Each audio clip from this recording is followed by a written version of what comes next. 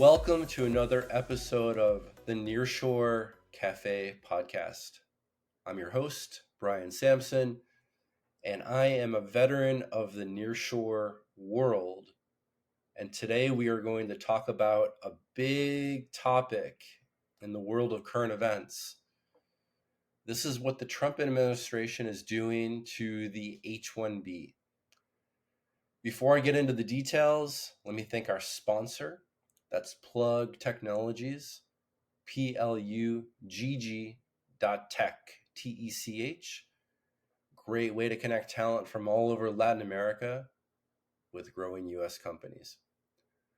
Well, let's get into it. You're listening because you want to know what's going on with this H1B, the Trump administration, and we can talk about the impact to, say, India, China, and Latin America.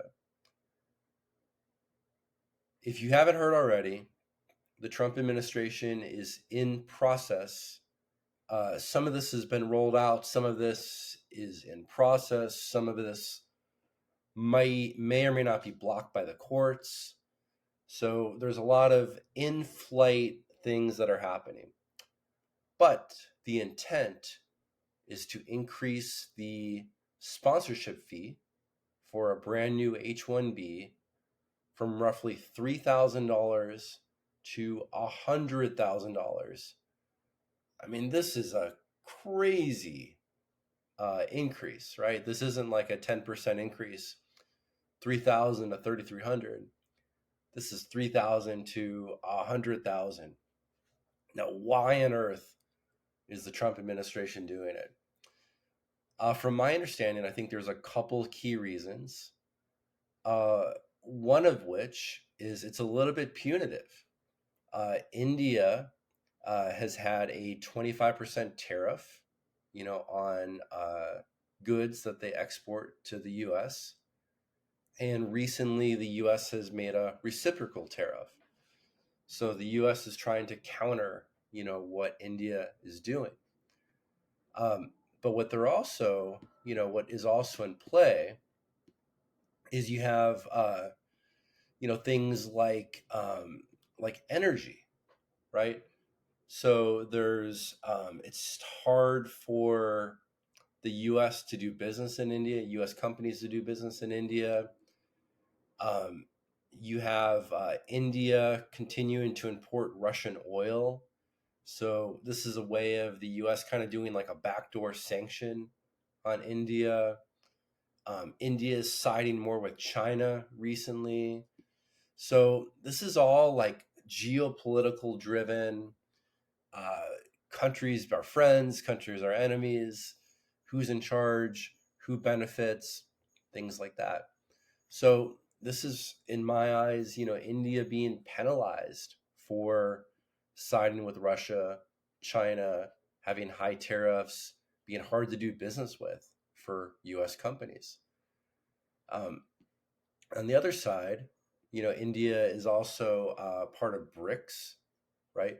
Brazil, Russia, India, China, South Africa, and then more and more countries are joining this, looking at a potential alternative currency. And the U.S. doesn't want this. The U.S. has been the reserve currency for a long time, really coming out of World War I when it replaced England as the hegemon to the world. All right, so that's the geopolitical piece of it. But let's talk about who's affected. You've got some major, call them H1B shops, companies based out of India that are doing thousands and thousands of new H1B applications every year. And these are Indian companies, not American companies. Tata, Infosys, Cognizant, tens of thousands. And the cap years ago was about 65,000 new H1B visas every year were issued. Massive percentage were going to non-American companies. And then you also look at the types of roles that were filled by those engineers. Now, granted, some of these engineers are top talent. They went to IIT, Indian Institute of Technology, similar to like an MIT or a Stanford. Um, and all the power to them. That's the kind of talent that companies are looking for, is like the 10x engineers. Now, the vast majority of these technical roles were done by mid-level engineers. Think about integration work, testing work, your run-of-the-mill Java developer, .NET developer, QA, some SAP, technical, functional roles. There's a lot of like just kind of mid-level cog in the wheel type of positions. So it's one thing for a wealthy company like OpenAI, Google, Meta to pay 100K posting fee. That's basically what it is, to get access to these 10x engineers, data scientists, researchers, R&D, AI engineers. These are game-changing engineers. And just look a few months ago, some of these pay packages were well into the millions, even tens of millions of dollars. So 100K posting fee for that kind of talent, drop in the bucket, especially when you're a rich company. But how about those average engineering roles that would have normally gone to a Cognizant or Tata engineer, sponsored build out to a U.S. company? That's really going away. You're not going to pay that kind of money for an average engineer. Well, where are you going to look to alternatively? Unfortunately, the U.S., everybody I talk to, that ship has kind of sailed. There's not a lot of those kind of run-of-the-mill developers anymore. Maybe 20, 25 years ago there was, but those are going away. Now you are getting these like 10x React, Angular, Python, AI data engineers, the game-changing engineers that are working at these early stage, mid-stage, high hiring bar technical startups. But middle market, enterprise, they just need a lot of decent developers.